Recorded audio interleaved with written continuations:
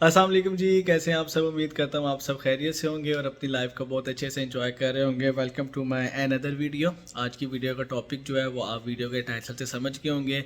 आज की वीडियो में मैं एक कंप्लीट ओवरव्यू दूंगा कि पीएसडब्ल्यू के बारे में, कि एलिजिबल कौन है। पीएसडब्ल्यू बेसिकली वीज़ा क्या है, कितनी देर का होता है, टाइमलाइन क्या है, कॉस्ट क्या है। तो जो प्रॉपर एक ओवरव्यू है, क्योंकि बहुत से स्टूडेंट्स हैं जिनकी माशाल्लाह ग्रेजुएशन हो गई है। जस्ट लाइक मेरी यूनिवर्सिटी में भी बहुत से स्टूडेंट्स हैं जिनकी ग्रेजुएशन हो गई है, वो प्रिपरेशन कर रहे हैं पीएसडब्ल्यू की। कुछ लोग कंफ्यूज हैं कि यार हम खुद अप्लाई करें या कोई कंसल्टेंट हायर कर लें। तो सबसे पहली बात हुई कि आप खुद भी अप्लाई कर सकते हैं। ये एक एप्लीकेशन फॉर्म ही होता है, कोई इतना मुश्किल, कोई इतनी डाडी चीज़ नहीं है कि यार आप नहीं कर सकते। तो इस बारे में मैं आपको कंप्लीट गाइडलाइन दूंगा, लेकिन उससे पहले अगर आप चैनल पे न्यू हैं तो चैनल को सब्सक्राइब कर लें, और अगर आपने चैनल पे पुराने हैं तो प्लीज़ वीडियो को शेयर कीजिएगा, बेल आइकन को क्लिक कर लीजिएगा ताकि आपको आने वाली तमाम वीडियोस मिलती रहें। आपकी एक सब्सक्रिप्शन से बहुत ज़्यादा मोटिवेशन मिलती है। तो वीडियो को स्टार्ट करते हैं डिटेल में। सबसे पहले कुछ क्वेश्चंस के आंसर हैं, मतलब पीएसडब्ल्यू क्या है, पीएसडब्ल्यू की एलिजिबिलिटी क्या है। तो इसको डिटेल में वन बाय वन मैं डिस्कस करता हूँ। तो सबसे पहले what is PSW. PSW basically है पोस्ट स्टडी वर्क। ये इसको ग्रेजुएट वीज़ा भी कहते हैं। ग्रेजुएट वीज़ा ये यूनिवर्सिटी वाले कहते हैं, और मतलब जो यूकेवीआई वाले हैं, जो इसका पहले नाम ग्रेजुएट वीज़ा था, अब इसका पीएसडब्ल्यू कर दिया है ये। और ये जो इसकी जो ड्यूरेशन होती है वो होती है 2 ईयर्स की। ये 2 साल इसकी क्या कहते हैं, ये 2 साल का आपको मिलता है आफ्टर ग्रेजुएशन। अगर आप अपनी डिग्री कंप्लीट कर लेते हैं, अपनी ग्रेजुएशन कर लेते हैं, अपना मास्टर्स कर लेते हैं, अपनी पीएचडी कर लेते हैं, तो ये आपको मिलता है 2 साल का। अब इसकी बात कर लेते हैं कि इसका एलिजिबिलिटी क्राइटेरिया क्या क्या क्या है।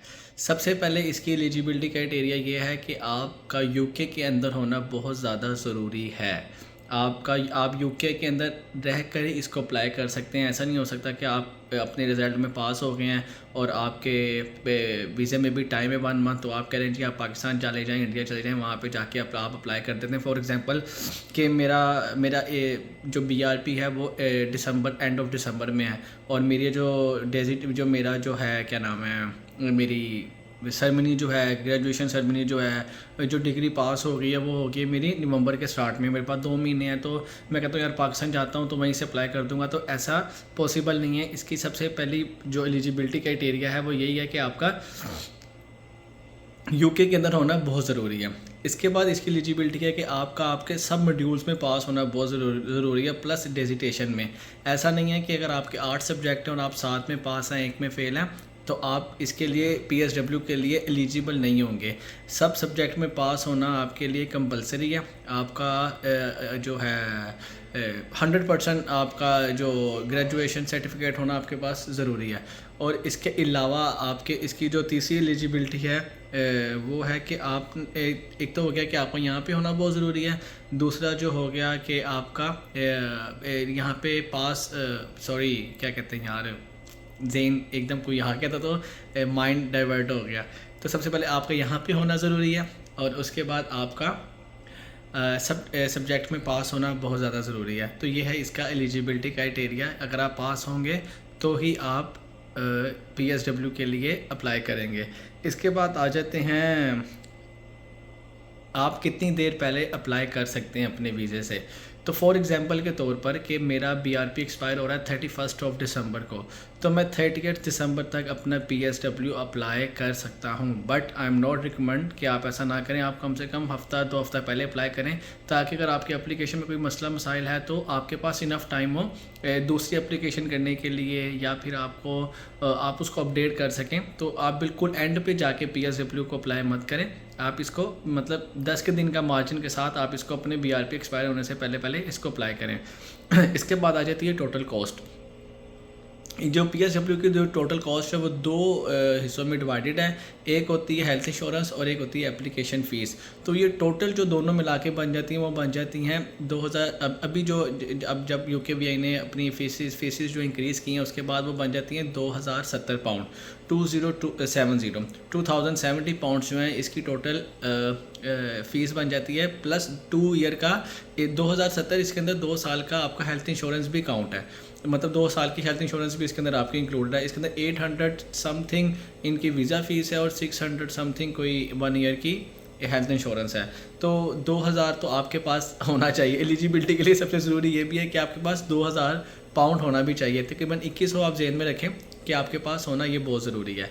इसके बाद आ जाते हैं कि अप्लाई करने के बाद कितनी देर में आपको आपका डिसीजन आ जाता है। तो जब आपने अप्लाई कर दिया तो जो UKVI की अपनी वेबसाइट है उसके ऊपर जो उन्होंने मेंशन किया हुआ है वो मेंशन किया हुआ है 8 वीक्स, बट 8 वीक्स के अंदर अंदर आपको डिसीजन आ जाता है। जो किसी को 3 वीक्स में आ जाता है, किसी को 2 वीक्स में भी आ जाता है। तो इसकी जो ड्यूरेशन है, टाइम पीरियड है वो 2 to 3 वीक्स है, लेकिन जो उनकी वेबसाइट पे है वो है 8 वीक्स।